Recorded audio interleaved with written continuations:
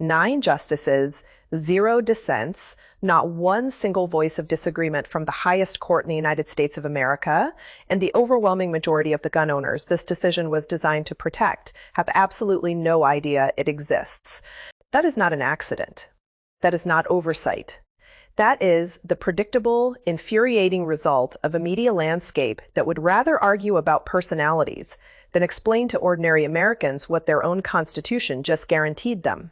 So right now, today, we are going to fix that because this Supreme Court ruling, this unanimous across-the-board constitutional declaration about what happens at armed traffic stops in this country is one of the most significant legal developments for law-abiding gun owners in a generation. And if you don't understand it before you need it, you will discover it the hardest way imaginable.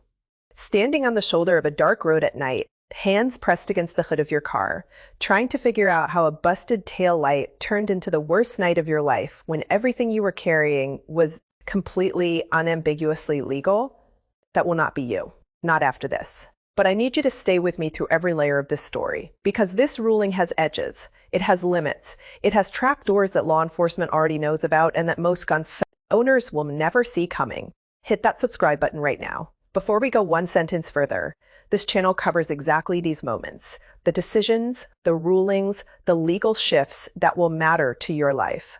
The instant they happen, not weeks later, not after it's already cost someone their freedom. Subscribe, turn on notifications, and let's get into what actually happened and what it actually means for you. Here's the problem that made this ruling necessary, and it is a problem that has been building for years. While most people weren't paying attention, the United States Constitution hands every American 2 separate, powerful, and explicitly written protections. The Second Amendment guarantees your right to keep and bear arms. That right has been exercised every single day by millions of law-abiding Americans without incident, without drama. And without apology, the Fourth Amendment guarantees your right to be free from unreasonable searches and seizures. No officer, no agency, no arm of the government is permitted to search your vehicle, your home, or your personal property without either a warrant from a judge or a legally defined justification called probable cause. Both of these protections are foundational. Both are written into the same document. And for years, quietly, on roadsides and highways across every state in this country, those 2 rights had been placed in direct, hostile conflict with each other by the very legal system that was supposed to uphold them both. The collision happened at a very specific point. The moment a law enforcement officer conducting a routine traffic stop learned that a firearm was present in the vehicle, courts in multiple states were beginning to answer a dangerous question. With a dangerous answer, could that officer search the vehicle based solely on the presence of the weapon, even if the firearm was completely lawful? Even if the driver had done absolutely nothing suspicious, even if there was 0 additional evidence of any criminal activity whatsoever, courts were saying yes. The legal logic being assembled when something like this. Firearms are inherently dangerous objects. A dangerous object inside a vehicle creates an inherently unsafe situation. An inherently unsafe situation grants the officer automatic authority to search, regardless of whether any crime has been committed or any law has been broken. Follow that reasoning to its conclusion, and you arrive somewhere that should alarm every person who has ever legally carried a firearm in a car. If the presence of a lawful weapon automatically authorized a vehicle search, then exercising your Second Amendment right would simultaneously and completely erase your Fourth Amendment protection. You could not hold both. You would be forced to choose between being armed and being free from government intrusion into your private property. That is not what the Constitution says. It has never been what the Constitution says, but it was happening in real courtrooms to real Americans, and it was spreading. These cases never begin in marble halls or constitutional law seminars. They begin exactly the way yours would. A driver pulled over for something minor, a rolling stop, a lane change without signaling, a tail light out. The kind of stop that should end in 8 minutes with a warning or a ticket. The officer reaches the window. During the interaction, the presence of a legally owned firearm comes to light. The driver discloses it calmly. His hands are visible. His tone is cooperative. Nothing about his behavior suggests danger, nervousness, or any form of criminal intent. By every objective measure, this is precisely what a responsible, law-abiding armed citizen looks like when handling a traffic stop correctly. And then the officer makes a decision that will drag this driver into years of legal proceedings. He decides the gun is sufficient justification, that the weapon's presence alone, stripped of every other factor, stripped of context, stripped of any additional evidence of wrongdoing, is enough to authorize a complete search of the vehicle, no warrant, no articulable facts pointing toward any specific crime, no suspicious behavior, nothing, just the gun. The driver refuses consent calmly and clearly. The search proceeds anyway. The case enters the legal system and works its way upwards through the courts. And here is the part that should genuinely stop you cold. The lower courts sided with the officer. They ruled that the presence of a legally owned firearm was adequate legal justification for the search. And they concluded, and this is not hyperbole, this is what the rulings functionally said, that being a gun owner made a person suspicious enough to forfeit their right to privacy. One constitutional right was being used as the legal mechanism to override another. The Second Amendment was being weaponized against the Fourth. These were not fringe rulings from rogue judges. These were decisions working their way through legitimate legal channels in multiple jurisdictions. Building a precedent that, left unchallenged, would have fundamentally altered what it means to legally carry a firearm in this country. The stakes of this moment cannot be overstated. And this was not a policy disagreement. And this was a structural attack on the idea that constitutional rights exist simultaneously and without condition. Then the case reached the Supreme Court of the United States, and what unfolded in that chamber is something that almost never happens in American constitutional law, particularly on any question that touches both firearms and law enforcement. Authority two of the most politically charged areas in modern American jurisprudence. 9 justices, every ideological position represented on that bench, the most conservative legal minds in the country, sitting alongside the most progressive. They examined the same set of facts, they applied the same constitutional framework, and they arrived at the identical conclusion. 9-0. No dissents, no narrow technical concurrences designed to split the difference, no fractured majority requiring legal scholars to decode the actual holding, a clean, unanimous, unambiguous declaration from the highest legal authority in the United States of America.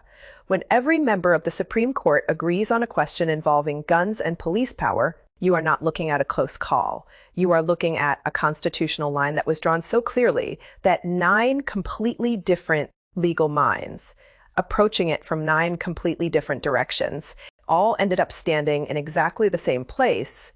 Here is the core of that ruling, and not one word of it is accidental or soft. The mere presence of a legally possessed firearm in a vehicle does not, by itself, constitute probable cause to search that vehicle. Read that again slowly. Legal gun ownership is not suspicious behavior. Lawful carry is not evidence of a crime, and law enforcement may not treat either of those things as though they are. The court spoke directly and without qualification to every law enforcement agency operating in this country.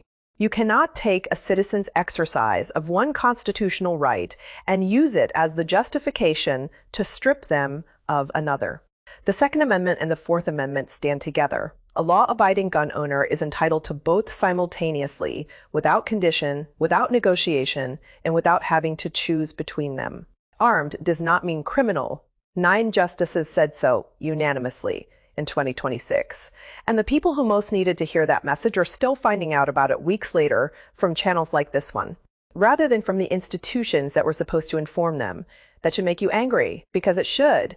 Now I need to pull you back from a conclusion that some of you are already forming in your heads, because it will get you hurt.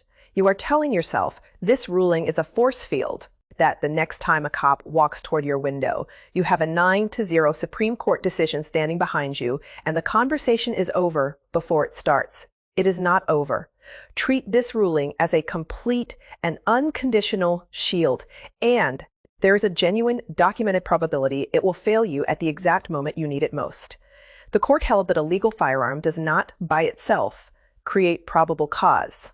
The phrase by itself is the most critical language in this entire decision. The instant additional factors enter your traffic stop, the legal analysis shifts, and it shifts fast. There are 3 specific trapdoors built into this ruling, and you need to understand all three completely before you ever attempt to rely on any of them. The first trapdoor is about who this protection actually reaches. This ruling covers lawful gun owners. It provides absolutely nothing to prohibited persons. If any disqualifying factor applies to you, a prior felony, conviction, a domestic violence restraining order, any legal bar on possession whatsoever, this ruling is worthless to you. The firearm at that point is not a neutral detail. It is evidence of a crime in progress. And if an officer has any reasonable, articulable suspicion that your possession is unlawful, the entire analysis changes immediately. Suspicion of unlawful possession is its own probable cause, completely independent of this ruling. This protection functions only when your legal standing is completely clean. The second trapdoor is vehicle storage law, and this one catches people who are completely unaware it exists. Most states carry specific statutory requirements governing exactly how a firearm must be stored inside a vehicle. Some require it to be unloaded, some require a locked container, some dictate where in the vehicle it may be located. If an officer reaches your window and observes a weapon stored in direct violation of your state's storage statute, this ruling will not reach your situation. He is not searching because a gun is present. He is searching because he has specific, observable, articulable evidence of a statutory violation. The gun may be entirely legal, and the manner of possessing it is not. That distinction sounds technical until it is the line between this ruling protecting you completely and being completely irrelevant to your situation. The third trapdoor is the one law enforcement will reach for most frequently, and it is the one most gun owners are least prepared to recognize. While a legal firearm alone cannot justify a search, it can absolutely function as one element inside a broader picture that collectively creates probable cause. Your passenger is visibly agitated and contradicting himself. The officer detects the odor of a controlled substance. Your own account of where you're coming from keeps shifting. The officer will not claim he searched because of the gun. He will document that the firearm, combined with the behavior, the odor, and the inconsistent statements, together created probable cause. The Supreme Court did not abolish the automobile exception to the Fourth Amendment. What it stopped, precisely and specifically, was the use of a lawful firearm as the sole and only justification for a search. Every other factor at that stop still carries full legal weight, and officers who know their craft will find those factors or wait for you to create them. Now we arrive at the single most dangerous moment inside any armed traffic stop, not when the lights first flash, and not when the officer first approaches the window. Not when he sees the weapon. The most dangerous moment comes when the officer recognizes he doesn't have enough to legally justify a search and pivots to trying to get your permission instead. He will phrase it in a way that sounds completely professional and cooperative, something like this. Since there's a firearm in the vehicle, for both our safety, would you mind if I took a quick look through the car? He sounds reasonable. He sounds like he is simply doing his job. And every cooperative instinct in your body, every impulse toward decency and transparency will tell you to say yes, to prove you have nothing to hide. Do not say yes. The instant you grant consent, 9-0 ruling or not, you have handed that officer an open invitation to your glove box, your trunk, your center console, and everything else inside that vehicle. Consent overrides the court. This is not a legal technicality. It is the foundational operating principle of Fourth Amendment law. Voluntary consent waives your protection, and that waiver cannot be undone in any courtroom, regardless of what any Supreme Court decision says. This is exactly what your conduct should look like from the moment those lights appear in your mirror. Pull over immediately, cleanly and without hesitation. Signal, reduce speed, move to the right shoulder. Delayed or erratic behavior creates tension before the encounter even begins. Engine off, driver's window fully down. If your rear windows carry tint, roll those down as well. If it is nighttime, activate your interior dome light. Then place both hands flat on top of the steering wheel and keep them there. Do not reach for your registration. Do not reach for your wallet. Do not reach for anything until the officer is at your window and has spoken directly to you.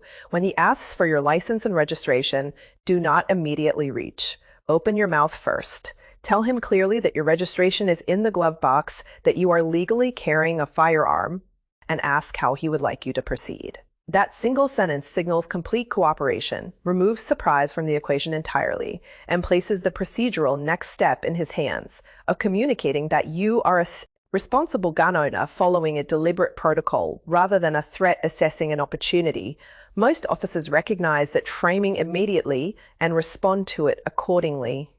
Know your state's disclosure requirements before you ever need them. Some states legally require you to immediately inform the officer that you are carrying the moment you are stopped. Others carry no such requirement. If your state mandates disclosure, comply immediately and without elaboration.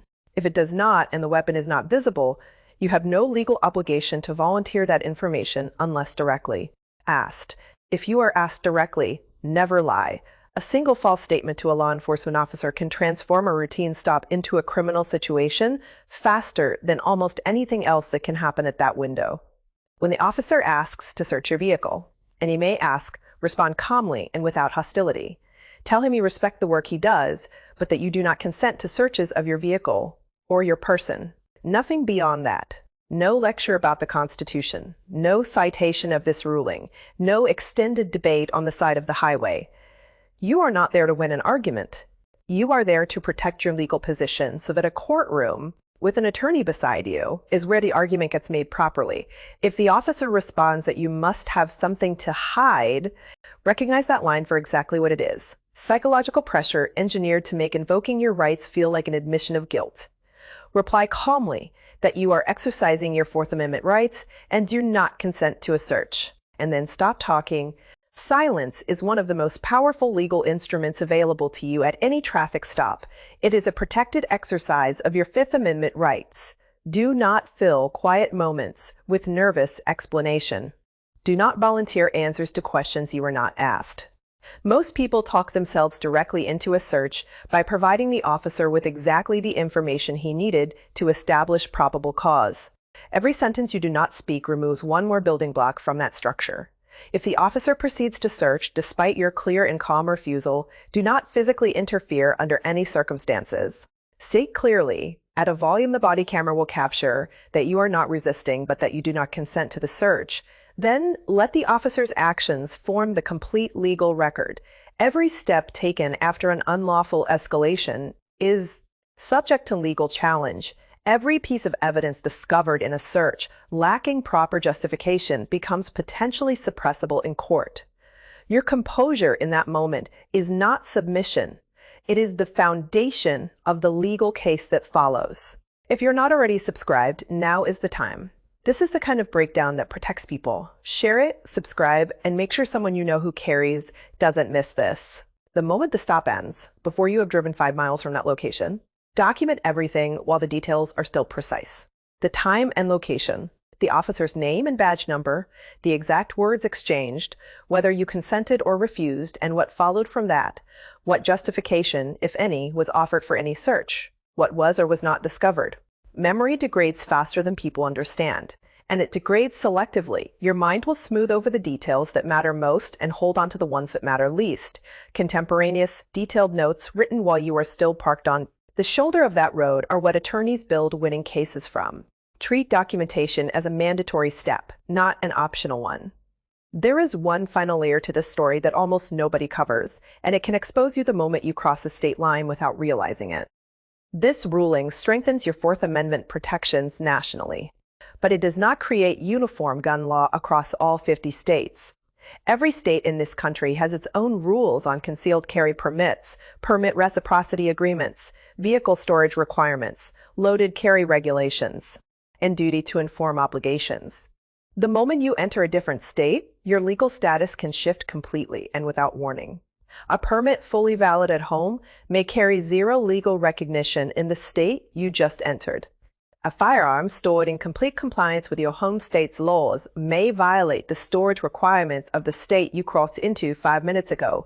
If you travel from a constitutional carry state into a jurisdiction requiring firearms to be stored in a locked container and your weapon is sitting under your seat, The officer now has concrete probable cause, and this ruling will not rate your situation because your possession is no longer lawful under the laws of the jurisdiction where you were stopped.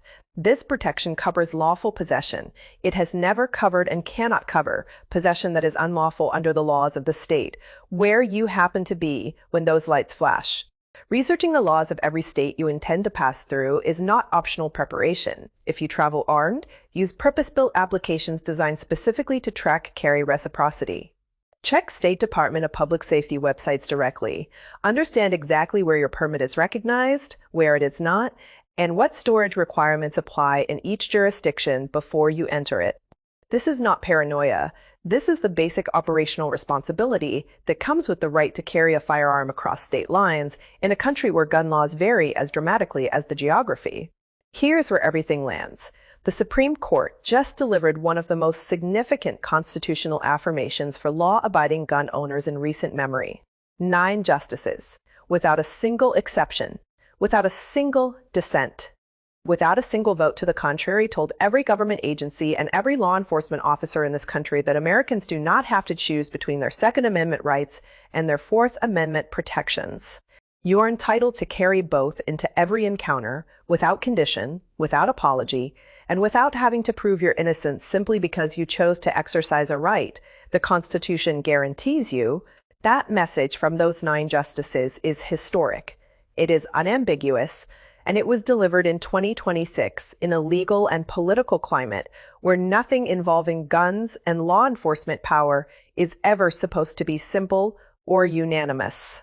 But rights that exist on paper require people who know precisely how to exercise them in the physical world, the real world, where the lights are flashing behind you, the officer is walking toward your door, your hands are on the wheel.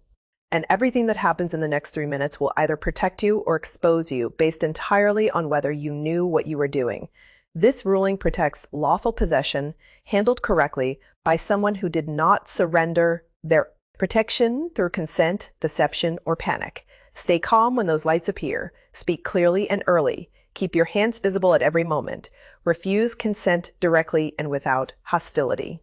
Decline additional questions politely but firmly. Know your state's carry laws before you need them. Understand reciprocity before you cross any state line. Store your firearm in compliance with the laws of wherever you physically maintain every permit required in every jurisdiction you enter, because the moment your possession becomes unlawful for any reason, the protection this ruling provides disappears, and no, Supreme Court history restores it at that roadside moment. Most people who carry a firearm in this country will never encounter a breakdown like this one. They will learn about their rights after something has already gone wrong. After the search, after the charges, after the moment where the stop could have gone differently and didn't because they didn't know what they know right now. You are not that person today. You stayed with this. You put in the time before it mattered. That is what separates the people who this ruling will actually protect from the people it will fail. Not because the ruling failed, but because they never understood it. Subscribe right now. If you haven't already, share this with every armed American you know. Drop a comment below with your state and whether you knew this ruling had happened, because I want to know how far this information has actually traveled. Stay informed, stay calm, stay lawful. Because in this country, rights belong most fully to the people who understand precisely how to use them.